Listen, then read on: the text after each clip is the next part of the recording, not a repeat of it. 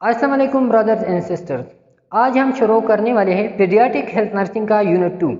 Unit 1 में हमने आपने पढ़ा था पीडियाट्रिक हेल्थ नर्सिंग का डिफिनीशन, जो स्पेसिफिकली हम पढ़ते थे उसमें कि हमारे पास जो भी बच्चे हैं जो बर्थ से लेकर अप टू 18 ईयर्स का जो बच्चे होते हैं, स्पेसिफिकली उन बच्चों के मेडिकल केयर और नर्सिंग केयर के बारे में हम पढ़ते हैं पीडियाट्रिक हेल्थ नर्सिंग में।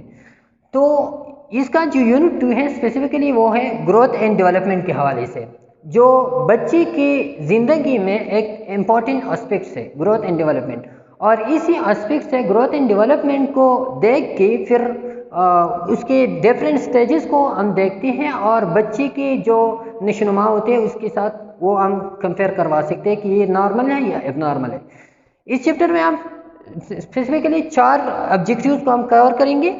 पहला जो ऑब्जेक्टिव हमारा है वो growth, development, maturation and learning. इसकी डिफिनीशन है और इसके दरमियान जो रेफरेंसेस है उसको हम पढ़ेंगे और इसको हम सही तरीके से समझेंगे, क्योंकि बाकी जितना भी हमारा ये यूनिट है ग्रोथ एंड डेवलपमेंट के, उसके लिए इसका कंसेप्ट लेना बहुत ज़्यादा ज़रूरी है। दूसरा हम जो ऑब्जेक्टिव है हमारा वो है principle of growth and development, जो भी प्रिंसिपल्स है वो हम पढ़ेंगे इसमें। और तीसरा जो हमारा ऑब्जेक्टिव है वो है factor affecting growth and development, जो फैक्टर्स हैं जो चाइल्ड की ग्रोथ एंड डेवलपमेंट को अफेक्ट करवाते हैं उसको हम पढ़ेंगे। चौथा हमारा जो ऑब्जेक्टिव है स्पेसिफिकली इस पार्ट में वो है types of growth and development. Growth and development के जितने भी टाइप्स है उसको हम पढ़ेंगे। इस 4 ऑब्जेक्टिव्स को हम इस यूनिट में के पार्ट फर्स्ट में जो है ना हम इसको कंप्लीट करवाते हैं। ओके, सो स्टार्ट करते हैं from growth, introduction to growth. Growth से हम स्टार्ट करवाते हैं। ग्रोथ हम कहते हैं कि बॉडी में जो बच्चा होता है या जो भी हो ऑर्गेनिज्म, उसकी बॉडी में जो फिजिकल चेंजेस आते हैं, जितनी भी फिजिकल एस्पेक्ट्स में चेंज आती है एक ऑर्गेनिज्म की, उसको हम कहते हैं ग्रोथ। फिजिकल एस्पेक्ट्स उसकी क्या होते हैं? जो इसके साइज होते हैं, जो इसका हाइट होता है, जो इसका वेट, बोन साइज, जितनी भी जो भी एस्पेक्ट्स हो फिजिकली जिसको हम देख सकते हो, जिसको हम मेजर करवा सकते हो उस एस्पेक्ट्स के बारे में। तो इसके जो करेक्टर है ग्रोथ के, पहला नंबर तो ये है कि वो क्वांटिटेटिव है। ये क्यों क्वांटिटेटिव है? क्योंकि इसको हम मेजर करवा सकते हैं, इसको हम यूनिट दे सकते हैं। जैसा कि ग्रोथ की जो भी इंडिकेटर्स है जिसमें आते हैं हाइट्स है, वेट है, बोन साइज है, डेंटेशन दांत का निकलना है, तो ये सब ऐसी एस्पेक्ट्स है ग्रोथ की जिसको हम मेजर करवा सकते हैं, जिसको हम यूनिट दे सकते हैं। फॉर एग्जांपल हमारे साथ एक बॉडी है और इसका हाइट है फॉर एग्जांपल है 5 फीट है, तो इसको ये फीट ये हम यूनिट दे सकते हैं। इस वजह से हम इसको कहते हैं कि एक मेजरेबल और क्वांटिटेटिव एस्पेक्ट्स है ग्रोथ। दूसरा, the pattern of physiological growth is similar for all people. तो ये एक इम्पॉर्टेंट बात है इसमें कि फिजियोलॉजिकल ग्रोथ जो है, इसका जो पैटर्न है ये सारे लोगों में सेम होते हैं। किस तरह सेम होते हैं? मतलब हर एक इंसान में जो हर एक बंदा जो उसमें ग्रोथ का जो पैटर्न है, फॉर एग्जांपल एक हम बाद में पढ़ेंगे इसके जो स्टेजेस है ग्रोथ एंड डेवलपमेंट की, इसमें हम पढ़ेंगे ये पैटर्न हवाले से कि बच्चा जो पैदा होता है उसके बाद उसमें चेंजेस आते हैं, उसके हाइट में जो चेंज आते हैं, उसके वेट में जो चेंज आते हैं। तो फॉर एग्जांपल ये एक बच्चा है, इसमें जितनी भी चेंजेस आते हैं तो नॉर्मली जो दूसरा बच्चा होता है उसमें उतना ही चेंजेस। फॉर एग्जांपल अगर ये इसका हाइट या वेट इंक्रीज हो रहा हो पहले महीने में 10% इंक्रीज हो रहा हो या ऐसा कि, तो इसका वैसे ही रेशो से इसका भी इंक्रीज होगा। तो इस वजह से हम कहते हैं कि इसका पैटर्न जो है वो तकरीबन हर एक बंदे के लिए नियरली हम कह सकते हैं कि वो सेम होगा। दूसरा एस्पेक्ट इसमें है कि growth rates very during different stages of growth and development. लेकिन इसमें ये एक एस्पेक्ट है कि ग्रोथ का जो स्टेजेस रेट है वो डिफरेंट स्टेजेस की ग्रोथ में वो डिफरेंट है। कैसा? फॉर एग्जांपल हमारा पास ये एक बच्चा है ये, और इसका है फॉर एग्जांपल हमने 5 मंथ है, इसकी जो चेंजेस आते हैं 5 मंथ में तो वो चेंजेस ज़्यादा होंगे। फॉर एग्जांपल इसका वेट इंक्रीज हो रहा हो इसका वेट अगर हम ले लें कि 10 kg तक इंक्रीज़ हो रहा हो फर या 4-5 महीने में इसका वेट इंक्रीज़ हो रहा हो 2 kg, तो जो 5 मंथ वाला है इसका वेट इस स्टेज में 5 मंथ के स्टेज में ये 2 kg, तो ये जब 15 ईयर तक पहुँचते हैं 15 ईयर के बाद जो है ना इसमें बहुत कम चेंजेस आते हैं, बहुत कम चेंजेस आते हैं। तो इस वजह से हम कहते हैं कि डिफरेंट स्टेजेस में इसका जो रेट है ग्रोथ का वो डिफरेंट होगा। Not continuous process taught till maturity, ये इसमें एक इम्पॉर्टेंट बात है कि ये कंटिन्यूस प्रोसेस नहीं है, ये सिर्फ मैच्योरिटी तक, मैच्योरिटी के बारे में हम आगे पढ़ेंगे। ये उस वक्त तक ये शुरू होता है जब तक आपका बोन या आपका जो भी एस्पेक्ट हो बॉडी का वो अपने मैक्सिमम हद तक पहुंच जाए। फॉर एग्जांपल हमारा ये बोन है, तो ये मैं एडल्ट हूँ, मैच्योरिटी तक पहुंच चुका हूँ, तो ये बोन का जितना ही साइज है उस तक ये पहुंच चुका है। अब इसके बाद इसमें ग्रोथ नहीं आ रहा क्योंकि मैं उस मैच्योरिटी के लेवल तक पहुंच चुका हूँ। अगर एक बच्चा है तो उसका हाथ इतना है, छोटा सा है, फॉर एग्जांपल है 5 इंचेस है, तो इसमें साइज में इंक्रीज आ रहा होगा टिल मैच्योरिटी। एक maturity for example 12 years 15 years, तो इस वक्त तक इसमें चेंजेस आते हैं।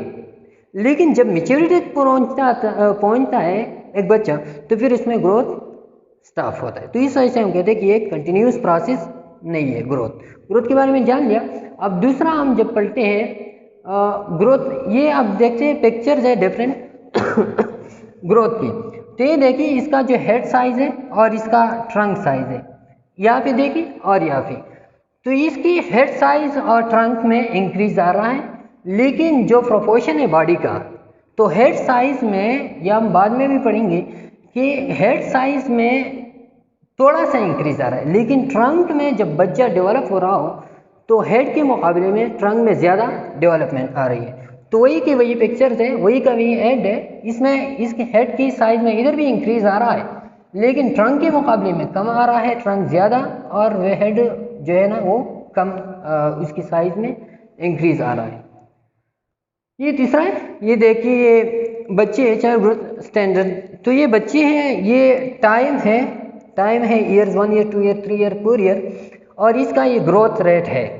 तो ये बच्चा है छोटा सा है, इसकी बॉडी साइज में बोन में इतना ग्रोथ नहीं आया हुआ है, ये सिर्फ क्राउलिंग वगैरह करती है, इसमें फिर ज़्यादा वक्त के साथ चेंजेस आते हैं, इसकी ग्रोथ और भी इंक्रीज हो चुका है, इसकी ग्रोथ इतना इंक्रीज होती है बैठ सकता है, इसकी ग्रोथ इतना इंक्रीज हो गया, इसकी बोन साइज, इसकी जो बॉडी वेट है वो इतनी बढ़ गई कि इसका जो ये अब उठ सकता है, और ये इतना इधर 5 ईयर पे बच्चा इतना वो उनके बोन्स और ग्रोथ में इतनी चेंजेस आई है कि वो अब दौड़ सकता है। तो वक्त के साथ साथ ये चेंजेस आते हैं, लेकिन कब तक? टिल मैच्योरिटी तक। मैच्योरिटी के बाद जो है ना फिर इसमें चेंजेस नहीं आ रही होंगी। अच्छा, अब ग्रोथ हो गया। दूसरा एस्पेक्ट जो है मैच्योरेशन है, इंट्रोडक्शन टू मैच्योरेशन। मैच्योरेशन के बारे में हम थोड़ा सा पढ़ते हैं। मैच्योरेशन हम क्या कहते हैं कि कुछ करेक्टर्स या ऑर्गन जो होते हैं पेरेंट्स से जेनेटिकली वो ट्रांसफ़र होते हैं बच्चों में। अब वो कुछ ये ऑर्गन्स या करेक्टर कुछ ऐसे होते हैं कि वो बाय बर्थ वो अपनी इंतहा पे होते हैं, मतलब उनका फंक्शनल लेवल, उनका साइज में इंक्रीज, सब कुछ ये अपनी इंतहा पर होते हैं। लेकिन कुछ ऑर्गन्स ऐसे होते हैं कि वो अपनी फंक्शन के इंतहा पर नहीं होते। तो जो ऑर्गन्स है या करेक्टर है वो एज या वक्त के साथ साथ उनमें जो इंक्रीज आते हैं, उनकी कैपेबिलिटीज़ में, उनकी फंक्शन में जो इंक्रीज आता है वक्त के साथ साथ, और वो अपने इंतहा तक पहुँचते हैं। तो इस इंतहा तक जो इर्तिक़ा है इसको हम मैच्योरेशन कहते हैं, मैच्योरेशन की तरफ इर्तिक़ा कहते हैं या डेवलप शुरुआत कहते हैं। लेकिन जो ये अपने आखिरी हद तक पहुँचते हैं ये जितने भी करेक्टर के फंक्शन और कैपेबिलिटीज़ है, तो फिर हम कहते हैं कि हम ये ऑर्गन या ये बॉडी टोटली क्या हो गया? मैच्योर हो गया। तो ये जो इर्तिक़ा है from birth to till the higher levelling of the function, इसको हम कहते हैं मैच्योरेशन। तो सेम थी हम इसके इधर वो पढ़ते हैं कि increase in competence and adaptability. Competence क्या कहते हैं? काबिलियत को कहते हैं। एक ऑर्गन है या एक बंदा है, उसकी काबिलियत में जो इंक्रीज आ रहा हो, कॉम्पिटेंसी में जो इंक्रीज आ रहा हो वक्त के साथ साथ, फॉर एग्जांपल दो बच्चे हमारे साथ और हमने दोनों को हवाला किया, एक टेस्ट हवाला किया, तो एक ने उस टेस्ट को हल किया 5 मिनट में, लेकिन दूसरी ने उसको ले लिया 10 मिनट। तो ये 5 मिनट वाला का कॉम्पिटेंसी ज़्यादा है, काबिलियत ज़्यादा है बमुकाबले 10 मिनट की। अब ये कॉम्पिटेंसी चाहिए होते हैं एडाप्टेबिलिटी के लिए भी। मतलब एडाप्टेबिलिटी हम किसको कहते हैं कि एक चीज़ के साथ अपने आप को एडाप्ट करना, फ्लेक्सिबलाइज करना, अपने आप में फ्लेक्सिबिलिटी लेके आना। तो ये फ्लेक्सिबिलिटी जो आता है ये वक्त के साथ साथ आता है। जितना आप फ्लेक्सिबल होते हो, आप अपनी इंतहा तक पहुंचते हो, तो ये वक्त के साथ साथ। फॉर एग्जांपल दो बच्चे हैं और वो फॉर एग्जांपल कोई खेल खेल रहा हूँ, हमने दोनों बच्चों को हमने किया कि आपने खेल खेलना है सख्त सर्दी में। अब एक बच्चा है कि वो कोप करवा सकते हैं सख्ती के साथ, दूसरा नहीं करवा सकता। एक बच्चे ने अपने आप को कोप कर दिया, फॉर एग्जांपल उसने जो है ना अपने आप को अडॉप्ट कर दिया उस सर्दी की सीज़न के साथ 5 डेज में, लेकिन दूसरा जो है वो 10 दिन तक भी वो उसमें वो खेल नहीं करवा सकता है। तो हम कहते हैं कि इसका एडेप्टेबिलिटी 5 डेज में जिसने ये कोपिंग करवाया सर्दी के मौसम के साथ, उसका एडेप्टेबिलिटी ज़्यादा है मुकाबले 10 डेज वाले के साथ। ये जो एडाप्टेबिलिटी, ये फ्लेक्सिबिलिटी आते हैं वक्त के साथ साथ, इसको हम क्या कहते हैं, मैच्योरेशन। और इसका एक इंतहा होता है उस वक्त तक, हम अब अभी पढ़ेंगे इसमें कि a change in the complexity of structure that makes it possible for that structure to begin function in higher. क्या कहते हैं हम कि एक स्ट्रक्चर की कम्प्लेक्सिटी में जो चेंज आते हैं, जो उस स्ट्रक्चर को इसके काबिल बनाते हैं कि वो हायर लेवल का फंक्शन करे, तो हम इसको क्या कहते हैं, मैच्योरेशन। सेमली एक ऑर्गन जो है अपने हायर लेवल ऑफ फंक्शनिंग तक जाने का जो ये मंजिल तय कर रहा है, इसको हम मैच्योरेशन लेवल कहते हैं। और जब ये पहुंचता है अपने हायर लेवल पे, फॉर एग्जांपल हमारे हार्ट और लंग्स है, तो हार्ट और ब्रेन है, तो ये जो बच्चा पैदा होता है, जैसा कि वो पैदा होता है, तो उसका हार्ट उसी मकदार पे वो काम करवाता है, वो मैच्योर है उसी वक्त पे। और साथ साथ में इस जो और ऑर्गन्स हैं, फॉर एग्जांपल बच्चे की बातें हैं, उसका उठना बैठना है, उसका चाल चलन है, उसका सीखना है, ये सब कुछ फिर वक्त के साथ साथ ये डेवलप करवाता है। हायर लेवल ऑफ फंक्शन पे जब कब वो पहुंचते हैं, जब वो मैच्योर होता है, फिर हम कहते हैं कि बच्चे में मैच्योरिटी अब आ गया है, वो करवा सकते हैं बातें, लोगों के साथ इंटरेक्शन करवा सकते हैं, उठ बैठ सकता है। ये मैच्योरेशन मेंटल और फिजिकल एस्पेक्ट्स है। इसके दो एस्पेक्ट है, मेंटल और physical. Physical aspect, physical maturation हम कहते हैं कि इसका जो मोटर स्किल है, फॉर एग्जांपल उसका परफॉर्मेंस लेवल है, कोऑर्डिनेशन है, हाथ की कोऑर्डिनेशन, पाँव की कोऑर्डिनेशन, चलनी फिरनी में, ये किसी चीज़ को उठाने में हाथ की कोऑर्डिनेशन, इसमें डेवलपमेंट आना, या वेट में, वेट गेन है, टाल है या स्मॉल है, हार्मोनल चेंजेस जितनी भी बॉडी में आते हैं, तो ये मैच्योरेशन का फिजिकल एस्पेक्ट है।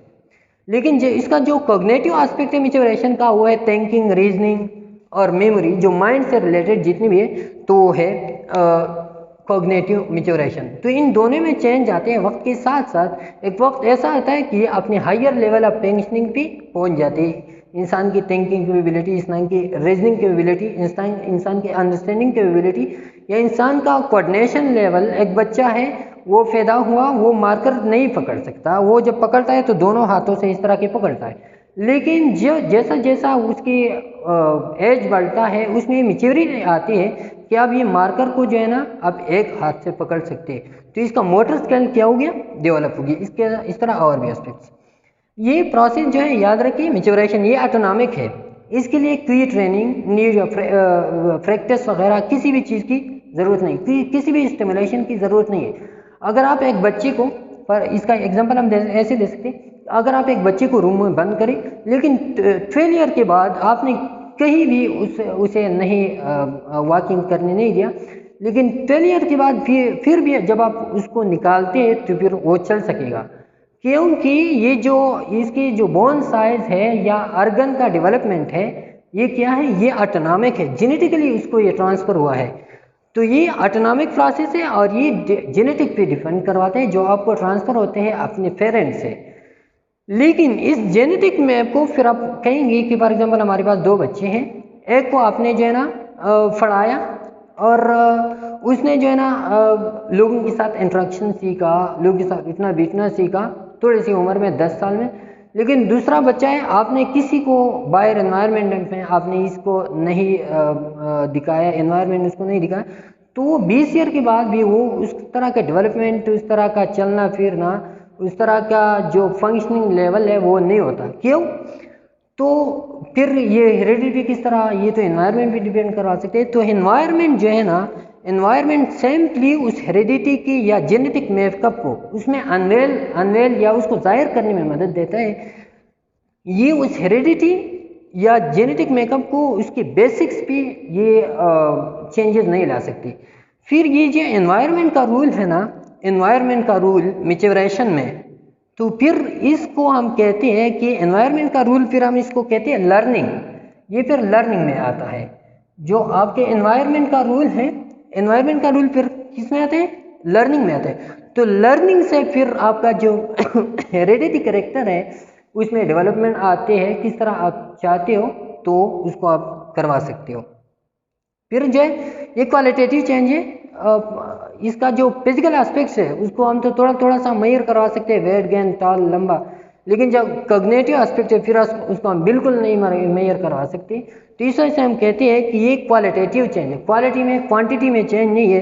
इसको हम मेजर नहीं करवा सकते, लेकिन सिर्फ हम इसको ऑब्जर्व या असेस करवा सकते हैं, प्रेडिक्ट करवा सकते हैं कि इस बच्चे में कितना डेवलपमेंट, कितना ये मैच्योर हो गया। फॉर एग्जांपल एक बच्चा है, वो लोगों से जो है ना थोड़ी थोड़ी सी बातें उन्हें सीख ली, थोड़ा सा अदब एनवायरनमेंट में सीख लिया, तो हम कहते हैं कि थोड़ा सा बच्चा मैच्योर हो गया है। लेकिन ऐसा नहीं कह सकता कि कितनी हद तक, कितनी यूनिट्स तक, जैसा कि हम वेट में, हम हाइट में या फिजिकल ग्रोथ में हम जिस कहते हैं, उसी तरह हम नहीं कह सकते कि इतना उसमें जो है ना इतनी यूनिट तक उसमें डेवलप। तो इस वजह से हम कहते हैं कि ये हम ऑब्जर्व या असेस करवा सकते हैं, प्रेडिक्ट सिर्फ करवा सकते हैं, मेजर नहीं करवा सकते। तो ये क्वालिटेटिव चेंज है, ना कि क्वांटिटेटिव चेंज। तीसरा जो हमारा टॉपिक है वो लर्निंग है। लर्निंग सेम से हमने पहले पढ़ लिया, इसकी डिटेल में जाने की ज़रूरत नहीं है। लर्निंग मैच्योरेशन का जो मैच्योरेशन हम कहते हैं कि डिपेंड करवा सकते हैं हेरिडिटी पे, ये टोटली डिपेंडेंट है किस पे? जेनेटिक मेकअप पे। लेकिन जो एनवायरनमेंट है उसको अनवेल करने में मदद देते हैं। ये जो एनवायरनमेंट का रूल है इस मैच्योरिटी में, इसको फिर हम कहते हैं क्या? लर्निंग। तो लर्निंग एनवायरनमेंट का रूल है, ये फिर उस मैच्योरेशन लेवल पे जो है उसमें चेंज लेके आते हैं। ये इसमें आते हैं practice, really permanent change in the behaviour that occur as a result of practice, experience, prosecution. Practice के थ्रू आप में जो चेंजेस आते हैं आपके उस लेवल में, फंक्शनिंग लेवल में, एक्सपीरियंस के बेस पे, प्रोसिक्यूशन के बेस पे। तजस्सुस, आप जिस चीज़ को ढूंढने के लिए तजस्सुस करते हैं उसको हम कहते हैं। ये सिर्फ मेंटल एक्टिविटी है, फिजिकल एस्पेक्ट इसमें इन्वॉल्व नहीं है। ये सिर्फ क्या है? मेंटल एक्टिविटी है। फिजिकल एस्पेक्ट फिर हम उसमें पढ़ते हैं, और मेंटल और फिजिकल दोनों फिर हम मैच्योरेशन में पढ़ते हैं। चौथा हमारे पास है डेवलपमेंट। अब ये बेसिक टॉपिक हमारा ये है, ग्रोथ होता था और डेवलपमेंट। दरमियान में जो मैच्योरेशन का जो टॉपिक आ गया, ये इन दोनों को समझाने के लिए आ गया, ताकि फिर ऐसा ना हो कि एमसीक्यूज आ जाए आपके लिए और फिर आप उसमें डिफ्रेंशिएट नहीं करवा सकते हो। तो डेवलपमेंट जो है refer to progressive increase in scale and capacity of the function. अब ये डेवलपमेंट आपने पढ़ लिया, चार एस्पेक्ट हमने पढ़ लिया। एक हमने पढ़ लिया ग्रोथ, दूसरा हमने पढ़ लिया मैच्योरेशन, और तीसरा पढ़ लिया लर्निंग। क्या पढ़ लिया? लर्निंग। ग्रोथ ये बॉडी के ऑर्गन, उसमें जो है चेंजेस आते हैं फिजिकल एस्पेक्ट, फिजियोलॉजिकल में। और दूसरा जो है वो मैच्योरेशन है। तो मैच्योरेशन सिंपल हमने पढ़ लिया कि जो जेनेटिक मेकअप है, जो genetic increase, genetic makeup unveil होते हैं, उसको हम कहते हैं मैच्योरेशन। लर्निंग जो ये जेनेटिक मेकअप को शेप देते हैं, डायरेक्शन देते हैं, तो इसको हम कहते हैं फिर लर्निंग। अब इन तीनों एस्पेक्ट्स को इकट्ठा करके फिर हम कहते हैं कि ये क्या हो गया? डेवलपमेंट। डेवलपमेंट हम कहते हैं कि एज अ होल आते हैं बॉडी में। तीनों एस्पेक्ट को जब हम इकट्ठा करते हैं, इसमें आपका फिजिकल एस्पेक्ट भी आ गया, फिजियोलॉजिकल एस्पेक्ट भी आ गया, आपका वो कॉग्निटिव लेवल, मेंटल लेवल भी आ गया। ये सब एस्पेक्ट्स फिर डेवलपमेंट में आते हैं। तो हम कहते हैं कि increase in scale and capacity of function. अब इन तीनों चीज़ों से जो आखज है वो है फंक्शन।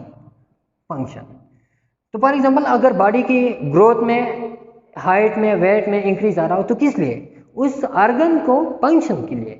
तो इससे जो अखज़ है वो स्किल और फंक्शन है कि हमारी बॉडी में ग्रोथ आ रहा है, हमारा मेंटल लेवल इंक्रीज हो रहा है, कॉग्निटिव एस्पेक्ट्स हमारी तेज़ हो रहे हैं। तो इसका जो अखज़ है वो हमारी फंक्शन है, ब्रेन का फंक्शन इंक्रीज किया, हार्ट का फंक्शन इंक्रीज किया, लंग का फंक्शन इंक्रीज किया। क्यों? इन तीनों एस्पेक्ट से गुजरती हुई फंक्शन। तो ये डेवलपमेंट हम रिलेट कराते हैं किससे? फंक्शन से, कि स्केल और कैपेसिटी ऑफ फंक्शन में जो इंक्रीज आ रहा हो, प्रोग्रेसिव इंक्रीज आ रहा हो, इसमें development. Advancement from lower to more advance stage of complexity, इसमें हम क्या कहते हैं कि इसमें लोअर एडवांस है, मोर advance stage of complexity. For example छोटा बच्चा है 2 साल का, वो इस मार्कर को पकड़ते हैं दोनों हाथों से, ये एक सिंपल काम है। जब ये बच्चा इसकी एज में इंक्रीज हो रहा है तो ये इंक्रीज हो रहा है और इसको आप ये पकड़ते हैं, फिर जितना भी डेवलप हो रहा है तो ये एक हाथ से, एक उंगलियों से, तो ये कम्प्लेक्सिटी आ गया ना इस फंक्शन में, एडवांस स्टेज में ये चला गया। तो ये डेवलपमेंट है lower to higher. The emerging and expanding of the individual capacity through growth, maturation and learning. जैसा कि हमने पढ़ा कि इसमें इंडिविजुअल का जो कैपेसिटीज़ है वो इमर्ज होते हैं, एक्सपेंड होते हैं, किस चीज़ से? ग्रोथ से, मैच्योरेशन से एंड लर्निंग से, इन तीनों एस्पेक्ट से। इम्प्रूवमेंट ऑफ होल इंडिविजुअल, हमने पढ़ा उसमें कि होल इंडिविजुअल का इम्प्रूवमेंट है, उसका कॉग्निटिव एस्पेक्ट भी इसमें इम्प्रूव हो रहा है, इसका जो फिजिकल एस्पेक्ट है, इसका फिजियोलॉजिकल एस्पेक्ट जितनी भी है वो इसमें इम्प्रूव। इस वजह से हम कहते हैं कि improvement of the whole individual from dependent to autonomic state और from dependent to independent state। इसमें क्या होता है कि डेवलपमेंट बेसिकली एक ऑर्गन को डिपेंडेंट स्टेट से लेके चलते हैं, ये एक बॉडी को डिपेंडेंट स्टेट से लेके चलते इंडिपेंडेंट। एक बच्चा है, छोटा है, वो हर एक काम के लिए दूसरों पे डिपेंड करवाते हैं, क्योंकि उसका ऑर्गन, उसका जो physical aspect, physiological cognitive aspect इतना डेवलप नहीं हुआ है कि वो डिसीजन ले ले खुद या किसी चीज़ के बारे में पूछे, किसी काम को करवा ले। तो जितना उसका एज इंक्रीज हो रहा है इतना उसमें डेवलपमेंट आते हैं और इंडिपेंडेंसी आते हैं। Can be measured through observation. तो ये सिर्फ ग्रोथ है जो मेजर होता है यूनिट्स में, और इसको हम कहते हैं कि मेजरेबल क्वांटिटी है, ग्रोथ है। इसके अलावा जितनी भी एस्पेक्ट्स है, ग्रोथ, डेवलपमेंट हो गया या मैच्योरेशन हो गया, लर्निंग, ये सिर्फ हम इसको प्रेडिक्ट करवा सकते हैं, इसको हम सिर्फ ऑब्जर्व या असेस करवा सकते हैं, इसको हम मेजर नहीं कर, यूनिट नहीं दे सकते, जैसे कि हमने मैच्योरेशन में एक्सप्लेन किया इसको। अच्छा, पियाजे believe that development leads to learning. अब पियाजे का क्या ख्याल है इसमें? ये एक एमसीक्यू में कभी कभार आता है, तो इस पॉइंट को थोड़ा सा नोट कर लें कि development leads to learning but many researchers believe that learning lead to development.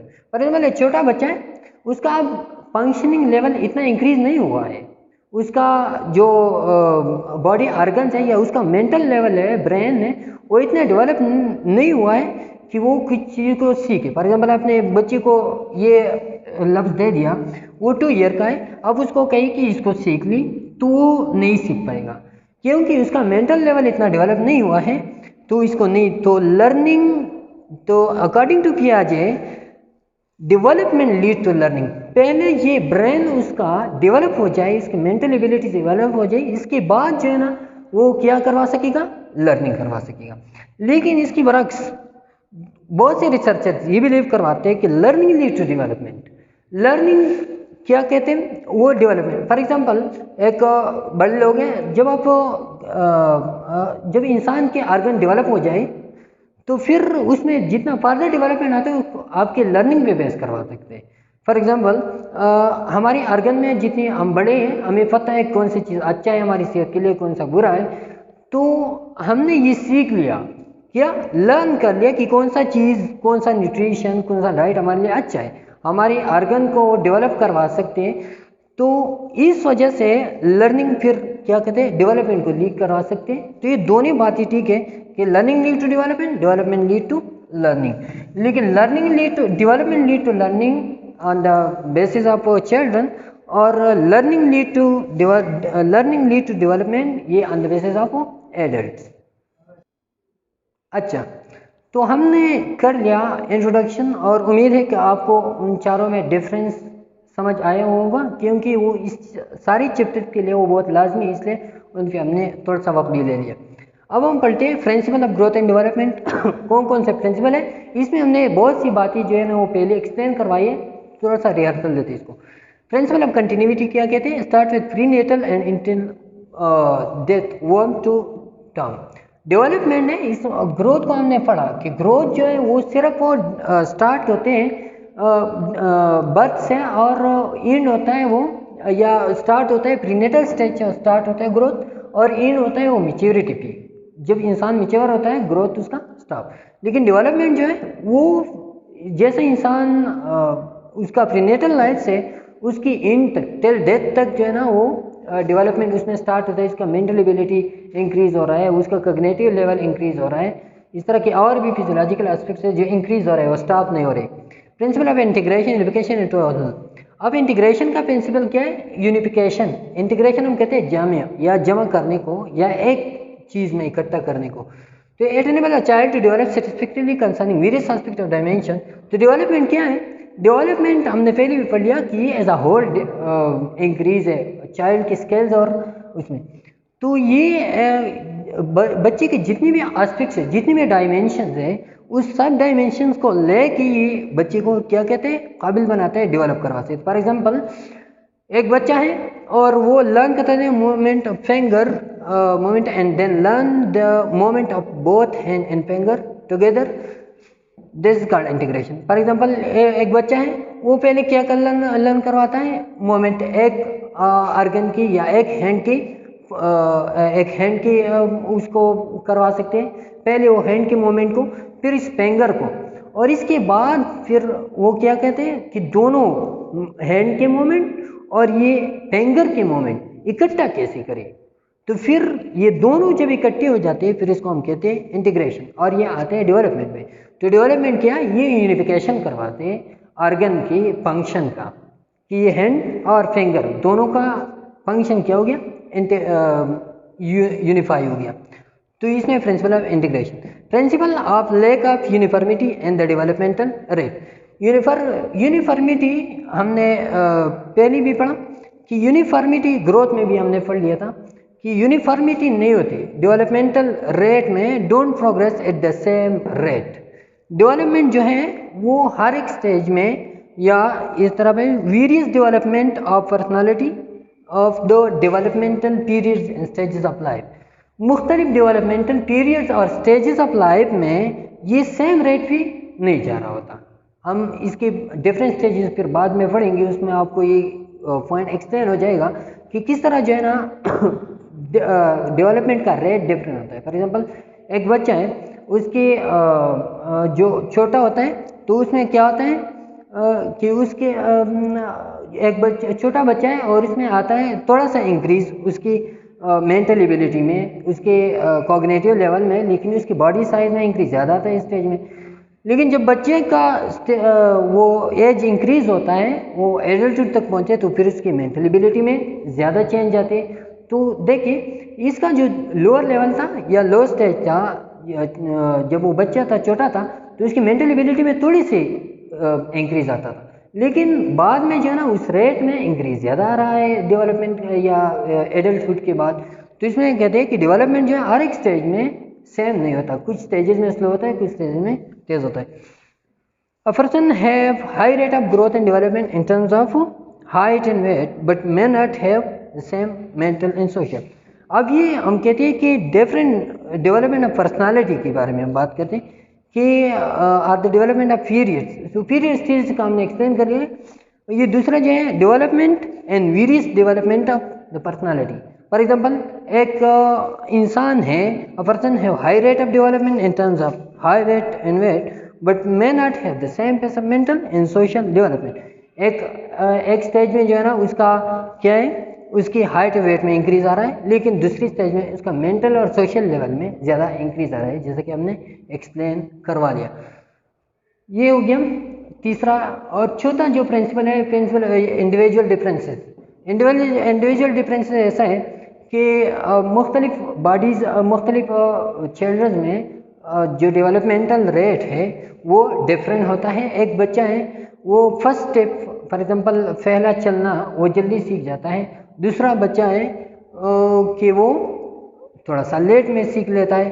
तो ये क्या है, ये उनके डेवलपमेंटल एस्पेक्ट में थोड़ा सा चेंज है। लेकिन आप प्रेडिक्ट करवा सकते हैं सारे बच्चों के लिए कि ये इसका जो पैटर्न है, पैटर्न रेट नहीं, रेट डिफरेंट होता है डिफरेंट स्टेज में, लेकिन पैटर्न जो डेवलपमेंट का होता है अभी हम पढ़ेंगे उसका, वो थोड़ा सा सेम होता है। Principle of proceeding from general to specific, जो डेवलपमेंट है ये जनरल टू स्पेसिफिक जा रहा है। जनरल टू स्पेसिफिक क्या है, फॉर एग्जांपल अब ये interplay these two pictures leads to development where heredity decides some limits for development, mostly physical, environmental influence or complete the developmental process qualitative। तो enter from general to specific हमने पढ़ लिया कि जनरल टू स्पेसिफिक क्या है कि एक body है, उस वो पहले हैंड का यूज़ सीखता है, फिर उसके हाथ का यूज़, फिर वो फिंगर का यूज़। तो ये जनरल था, इससे वो हर एक चीज़ को उठा सकता था। स्पेसिफिक ये आ गया कि मार्कर किस तरह पढ़ना है, इसमें ए किस तरह लिखना है, बी का किस तरह उसके लिए हाथ को फिंगर्स को उठाना है, इसको मरोड़ना है। तो ये फिर स्पेसिफिसिटी की तरफ चला गया। Principle of interaction between heredity and environment, इसके बारे में हमने पहले पढ़ लिया मैच्योरेशन एंड लर्निंग में कि हेरिडिटी और एनवायरनमेंट में क्या ताल्लुक है। तो हेरिडिटी क्या है, ये सिर्फ जेनेटिक मेकअप है जो आ रहा है बॉडी में, लेकिन एनवायरनमेंट फिर उस जेनेटिक मेकअप को क्या करवाते हैं, अनवेल करवाते हैं। Interplay of these two factors lead to development है, ये दोनों फैक्टर जब आ जाए तो ये मैच्योरेशन, ये लर्निंग, ये दोनों क्या करते हैं, डेवलपमेंट। वेयर हेरिडिटी डिसाइड्स और sit some limits on development, heredity क्या कराते हैं, मोस्टली फिजिकल होता है, और ये डेवलपमेंट की कुछ लिमिट्स उसके लिए रखते हैं। लेकिन एनवायरनमेंट जो है फिर हो गया influence complete the developmental process, तो फिर ये डेवलपमेंटल प्रोसेस को जो क्वालिटेटिव चेंज है और लर्निंग या एनवायरमेंटल इन्फ्लुएंस, ये उस मैच्योरेशन को एक डायरेक्शन प्रोवाइड करता है, और इस डायरेक्शन के थ्रू जो है ना वो डेवलपमेंट को कंप्लीट करवाता है। प्रिंसिपल ऑफ प्रेडिक्टेबिलिटी, तो प्रेडिक्टेबिलिटी के बारे में हमने भी पहले पढ़ लिया कि इसका जो पैटर्न है या सीक्वेंस है डेवलपमेंट का, वो तकरीबन हम प्रेडिक्ट करवा सकते हैं डिफरेंट बच्चों में या डिफरेंट चिल्ड्रन में कि ये सेम होगा। फॉर एग्जांपल हम बाद में जो स्टेजेस है उसमें पढ़ेंगे कि एक बच्चा है वो बैठ सकता है, तो वो 8 मंथ पे फॉर एग्जांपल बैठ सकता है, तो दूसरी बच्चे जो नॉर्मल वैल्यू है, नॉर्मली हमेशा प्रेडिक्ट करा सकते हैं कि वो 8 मंथ में बैठ जाएगा। अगर वो 8 मंथ में न बैठता है, नहीं बैठता है, तो फिर आप सोच लेंगे कि इसमें कोई नॉर्मेलिटी, तो ये प्रेडिक्ट करवा सकती है उसकी सीक्वेंस को।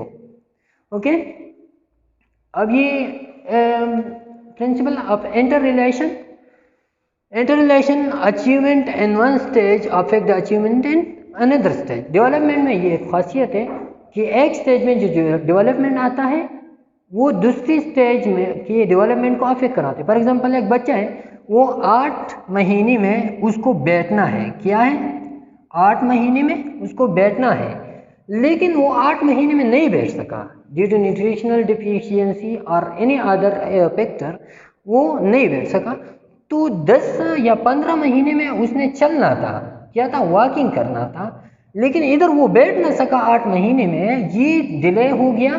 तो इधर जो 15 मंथ्स में उसका वॉकिंग एबिलिटी है वो क्या होगा, वो मुतासर होगा। इधर वो वॉक नहीं कर सके, थोड़ा सा लेटर स्टेज में वॉकिंग शुरू करेगा। तो एक स्टेज में जो डेवलपमेंट है वो दूसरी स्टेज को क्या करवाते हैं, अफेक्ट करवाते हैं। प्रिंसिपल ऑफ सिफेलो काउडल या हेड टू टूज, ये एक इंपॉर्टेंट एस्पेक्ट है। इसमें डेवलपमेंट जो आता है ये सिफेलो काउडल पोजीशन पे, सिफेलो हम कहते हैं हेड को, काउडल हम कहते हैं टेल को, या जो वर्टेब्रल कॉलम है, वर्टेब्रल कॉलम उसकी इनको हम काउडल कहते हैं। तो ये जो डेवलपमेंट आता है ये head to toe, from upper to lower आता है। यहाँ पे आप देख सकते हैं ये बच्चा है, तो इसमें ये सिफेलो काउडल पोजीशन पे देखिए, इसमें ये जो डेवलपमेंट आता है, पहले ये हेड हो, इसके बाद ये चेस्ट हो, इसके बाद ये नीचे ये वाले ऑर्गन जो है ये डेवलप होते हैं।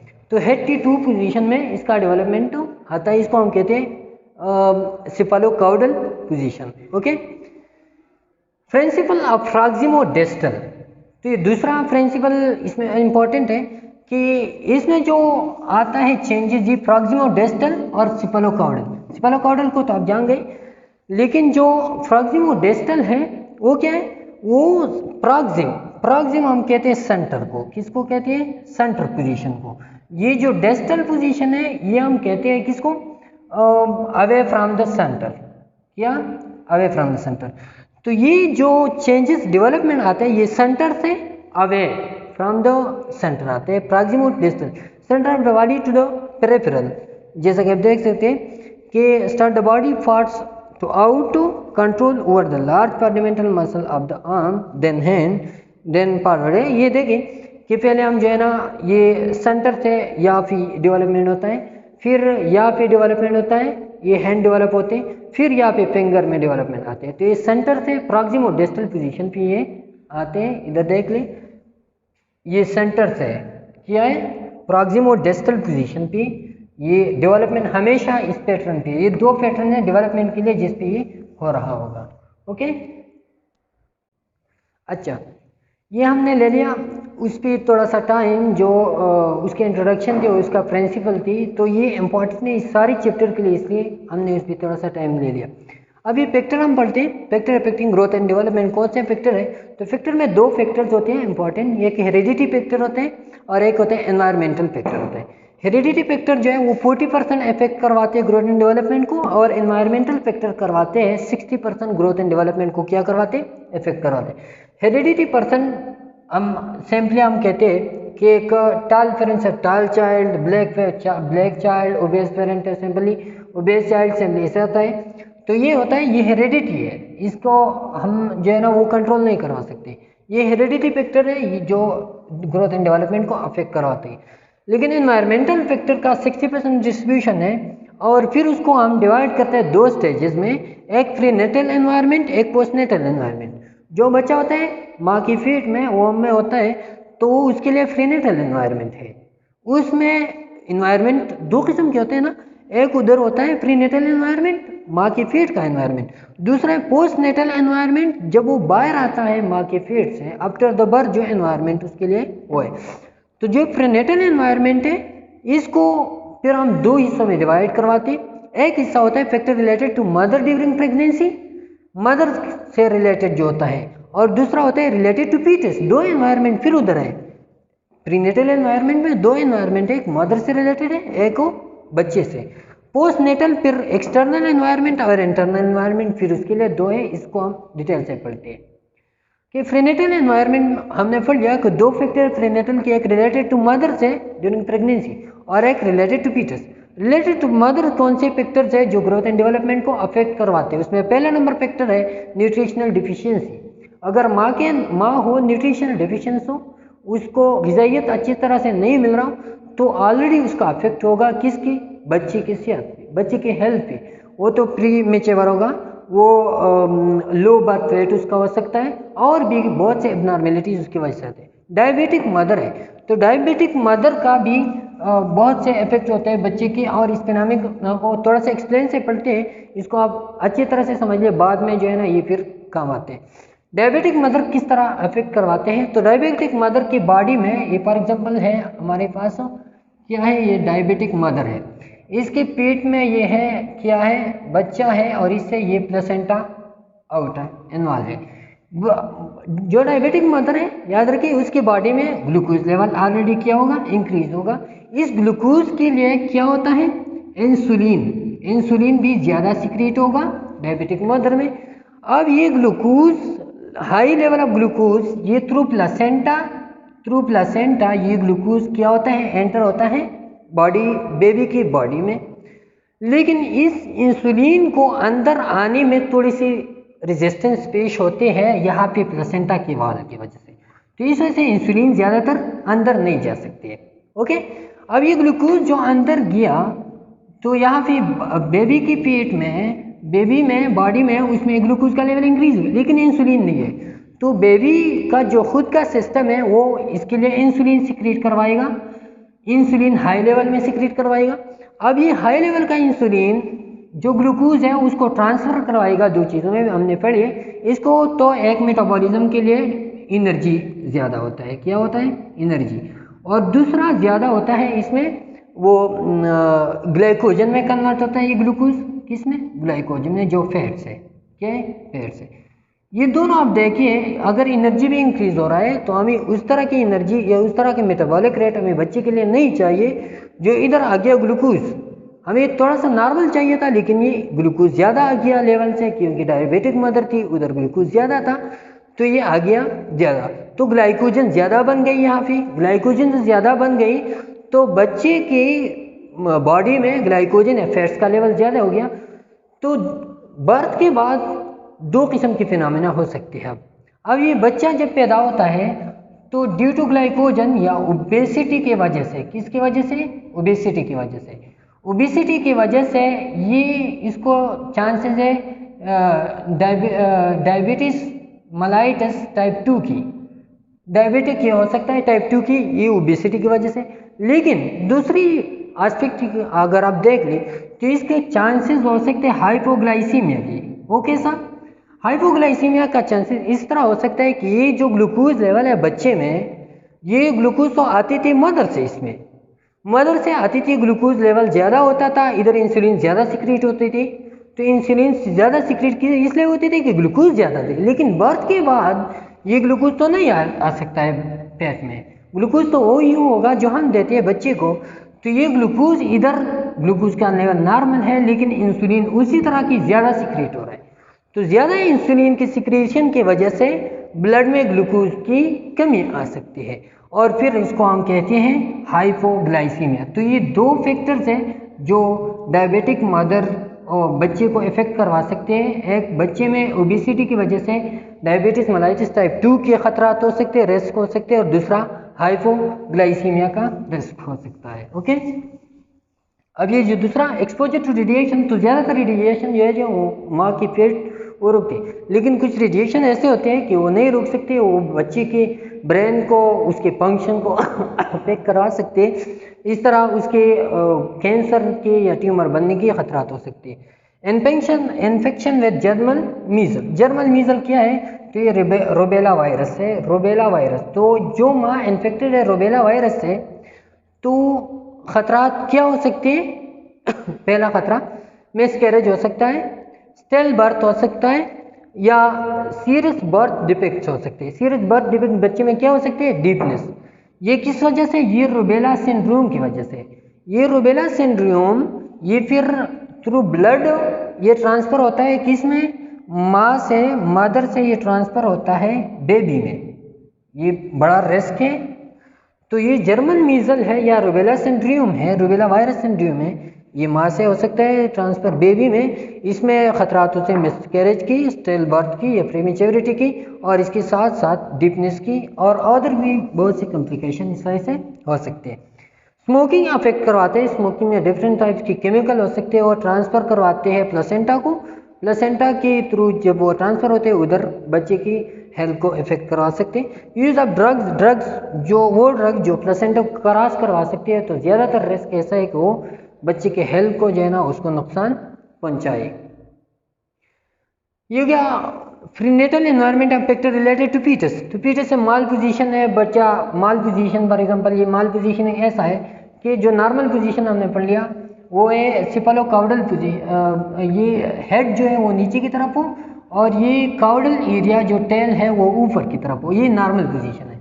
लेकिन बच्चा अगर ऐसा हो जाए कि वो फीटस में उसका काउडल एरिया या बटक्स नीचे आ जाए, हेड ऊपर आ जाए, या हेड इस तरफ पे बटक्स इस तरफ पे, तो ये एबनॉर्मल पोजीशन है। फिर डिलीवरी में उसमें ख़तरात होते हैं बच्चे को, फिर सिसेरियन या ऑपरेशन करवाने का ख़तरात होते हैं, या फिर जब आप उसको पोजीशन में लेके आते हो डिफरेंट सेंसर से या और चीज़ इंस्ट्रूमेंट से, तो ख़तरात होते हैं इंजरी वगैरह की। ये सारी रिस्क फैक्टर हैं बच्चे के लिए।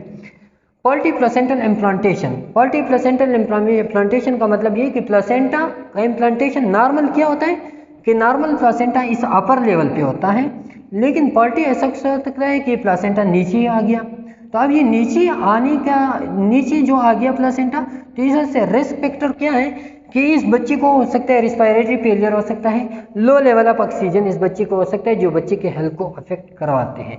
तो ये हो गया prenatal environment related picture related to foetus.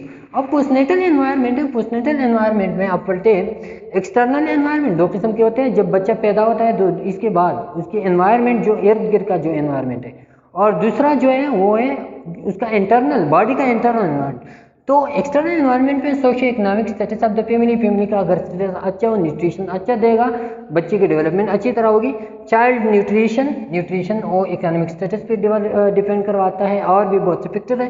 Climate and season, अगर मौसम अच्छा हो, बच्चा खेल कूद सकता हो, एक्सरसाइज करवा सकता हो इजीली, तो वो बच्चे की हेल्थ को अच्छी तरह उसमें डेवलपमेंट होगी।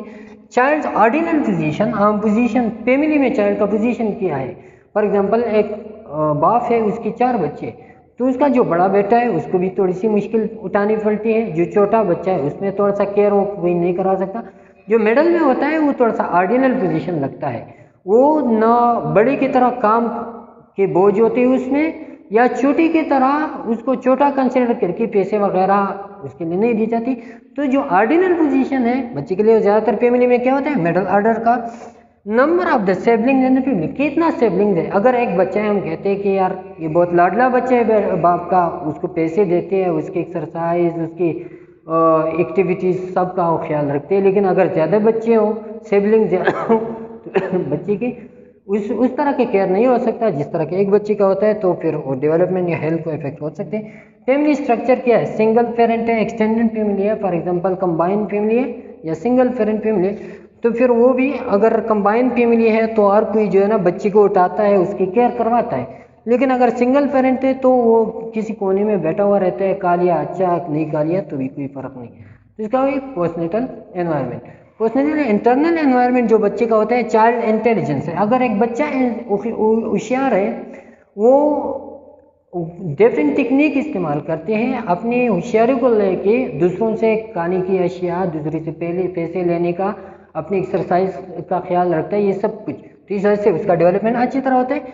हार्मोनल इन्फ्लुएंसेस, अगर बच्चा है उसमें हार्मोन अच्छी तरह सिक्रिएट हो रहा है, इंटरनल एनवायरनमेंट है। थायरॉक्सिन लेवल अच्छी तरह, मेटाबॉलिक रेट अच्छी तरह होगा, और पिट्यूटरी हार्मोन है वो अच्छी तरह रिलीज होता है। तो उसका जो नॉर्मल सीक्वेंस है वो अच्छी तरह होगा, डेवलपमेंट अच्छी तरह होगा।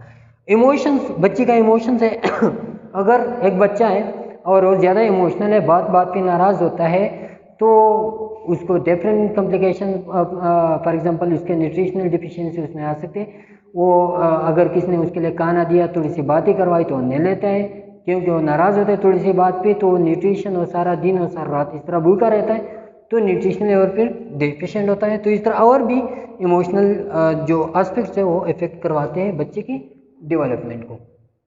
अब हम पढ़ते हैं types of growth and development. Types हम जल्दी से पढ़ते हैं, क्योंकि इसके पहले जो मैच्योरेशन, डेवलपमेंट और लर्निंग में और ग्रोथ में इन सब चीज़ों को हमने जो है ना वो एक्सप्लेन करवाया है, तो इसलिए थोड़ा सा जल्दी पढ़ते हैं ताकि आपको पता लग जाए। Physical types of growth and development, तो ग्रोथ की 2 टाइप्स हैं, एक है फिजिकल ग्रोथ, एक है फिजियोलॉजिकल ग्रोथ। और फिर डेवलपमेंट की 4 टाइप्स है, motor development, cognitive, emotional and social development. इन सबको थोड़ा सा डिटेल से पढ़ते हैं। फिजिकल ग्रोथ के बारे में हमने पढ़ा था कि फिजिकल ग्रोथ जो बॉडी का अपीयरेंस है, जो हमें देखता है उसमें इंक्रीज आ रहा हो, हाइट है, वेट है, body changes that happen at kid mature. जितना बच्चा मैच्योर होता है, हमने कहा कि फिजिकल ग्रोथ टिल मैच्योरिटी आता है, उसकी हाइट में इंक्रीज आता है, उसकी वेट में। फिजियोलॉजिकल ग्रोथ हम कहते हैं उसके वाइटल साइंस में, या उसके वाइटल साइन में चेंजेस आना, ये जैसे कि पल्सेस, रेस्पिरेशन, बीपी। तो इसको हम इसलिए फिजियोलॉजिकल कहते हैं, फंक्शन रिलेटेड है। ये क्या है, पल्स है, हार्ट के फंक्शन से रिलेटेड है, रेस्पिरेशन है वो लंग्स के फंक्शन से रिलेटेड है, बीपी है वो भी हार्ट के फंक्शन से रिलेटेड। तो ये फिजियोलॉजिकल ग्रोथ है। ग्रोथ इसलिए हम इसको कहते हैं कि पल्सेस इसको हम मेजर करा सकते हैं, रेस्पिरेशन मेजर करा सकते हैं, बीपी हम प्रिसाइजली हम क्या करवा सकते हैं, मेजर करवा सकते हैं। अब टाइप्स ऑफ डेवलपमेंट की जो टाइप्स हैं उसमें हमने पढ़ा कि 4 टाइप्स है डेवलपमेंट की। पहला टाइप इसमें है मोटर डेवलपमेंट। तो मोटर डेवलपमेंट क्या है, physiological growth and strengthening of the child bones, muscle and ability to move and touch his और हर सराउंडिंग। तो ये क्या है, मोटर डेवलपमेंट है। ये हमारा जो growth and strengthening of the child, bone में आते हैं, मसल की एबिलिटी में चेंजेस आते हैं, वो स्ट्रेंथन होता है, उसके ग्रोथ आती है। तो ये सारे क्या है, ये मोटर डेवलपमेंट है। मोटर डेवलपमेंट हम सराउंडिंग्स है जिसको हम कैटेगराइज करवा सकते हैं। इसको मोटर डेवलपमेंट की दो अकसाम है, एक को हम कहते हैं फाइन मोटर, दूसरा को हम कहते हैं ग्रास मोटर। दोनों को पलटे, फाइन मोटर या ग्रास मोटर है लार्ज मसल यूज को हम क्या कहते हैं, जिसमें हम large muscle for example walking है, गेन करना है, या इस तरह की और भी बड़ी बड़ी जो एक्टिविटीज़ है, साइकिलिंग है, इस तरह की स्केपिंग है, इसमें सारी बॉडी को उठाते हैं ना, तो इसमें हमारी लार्जर मसल्स इन्वॉल्व होते हैं। स्ट्रेंथ तो इसमें कोऑर्डिनेशन होते हैं, रिएक्शन टाइम इसमें होता है। तो ये लार्ज मसल यूज होता है किसके लिए, स्ट्रेंथ के लिए, कि स्ट्रेंथन एक्टिविटी करना हो। कोऑर्डिनेशन है, एक वॉकिंग है, इसमें हमारी दोनों पाँव का चलना ज़रूरी है, किसी चीज़ को उठाना है, दोनों हाथ को। कोऑर्डिनेशन है, रिएक्शन टाइम, किसी चीज़ को हम रिएक्ट करवा सकते हैं, कोई बात हमारी या कोई काम आ गया, उस काम को हम रिएक्ट करवा सकते हैं। थोड़ा बड़ा काम हो तो उसके लिए हम रिएक्शन जो करते हैं वो हम लार्ज मसल को उसके लिए यूज़ करवाते हैं। Any part of the body usually grass Motors can develop before pine, तो पाइन को आप भी पढ़ेंगे, पाइन से पहले ग्रास आता है, ये इसकी क्या है एग्जाम्पल है।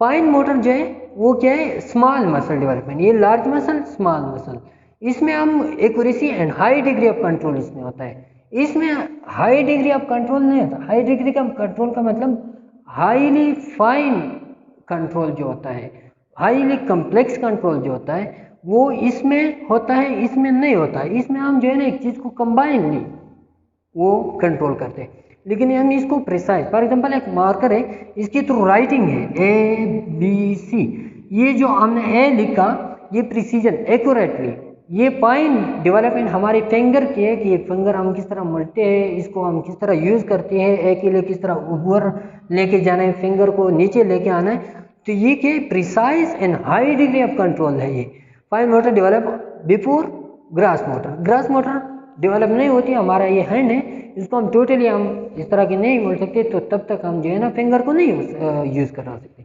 तो फाइन मोटर क्या होते हैं, ये ग्रास मोटर से बाद में डेवलप होते हैं। Cognitive development change in the intellectual mental abilities of the organism. तो कॉग्निटिव हमने पहले पढ़ लिया था, कॉग्निटिव क्या है, माइंड रिलेटेड है, mind related, growth brain related होता है, लेकिन डेवलपमेंट या कॉग्निटिव डेवलपमेंट ये फिर माइंड रिलेटेड होता है। तो change in intellectual mental ability such as thinking है, रीजनिंग है, अंडरस्टैंडिंग है, इस तीनों फॉर्मेट में चेंज आते हैं, उसको हम कॉग्निटिव डेवलपमेंट। एग्जांपल है इसमें टॉकिंग है, किसी बच्चे के साथ बातें करना, उसको नाम सिखाना, ये सब आते हैं। अंडरस्टैंडिंग मेमोरी में लेटिंग your baby exploring toys and move about, मुख्तलिफ टॉयज को ढूंढना, इधर उधर चलना फिरना, ये भी कॉग्निटिव डेवलपमेंट में आता है। ये मूव अबाउट, उस टॉयज को ढूंढना, उसके लिए चलना फिरना, उस टॉयज को ढूंढने के लिए, तो इसका कॉग्निटिव मेंटल है, इसमें रीजनिंग करवाता है, थिंकिंग करवाता है, काफ़ी है काफ़ी नहीं है। इस तरह रीडिंग टू योर बेबी, आप अपने बच्चे को पढ़ा रहे हो और वो सीख रहा है, तो ये पढ़ाना सिखाना ये सब क्या है, कॉग्निटिव से रिलेटेड है। Looks at the correct picture when it's name, आप बच्चे को किसी पिक्चर का बताए कि मार्कर कहाँ है, वो आपको बताए कि मार्कर ये मार्कर है, तो ये क्या है, इसका कॉग्निटिव डेवलपमेंट हो गया, ये नाम उन्होंने सीख लिया है, मेमोराइज करवाया है, तो इसको हम कहते हैं कॉग्निटिव डेवलपमेंट। ओके, ये कॉग्निटिव डेवलपमेंट की एग्जांपल है, आप देखते हैं पिक्चर से।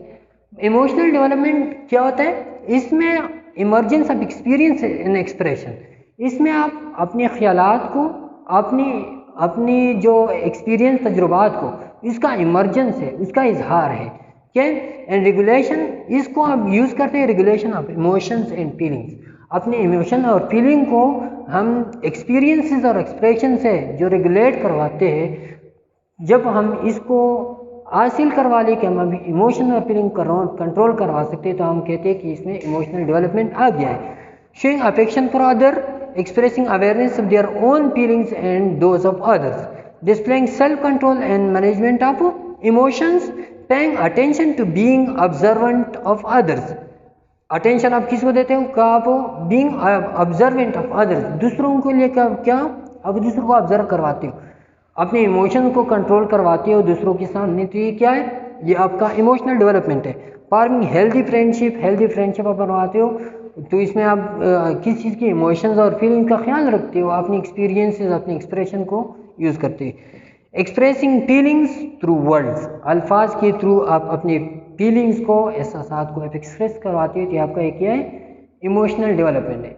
लेकिन इसके साथ ये देख ले, इसमें खुश है इसमें रो रहा है, तो इसका इमोशनल डेवलपमेंट है, कंट्रोल करवा सकते हैं अपने इमोशंस। सोशल डेवलपमेंट ये एक और एस्पेक्ट है, ज़्यादातर कहा जाता है कि इमोशनल में आता है, लेकिन उसका एक पार्ट भी हो सकता है। सोशल डेवलपमेंट में learning values, knowledge and skill that enable them to interact with other, दूसरों के साथ इंटरेक्शन पैदा करना, उस वैल्यूज और अक़दार को सीखना जो मदद देगी आपको दूसरों के साथ इंटरेक्शन में।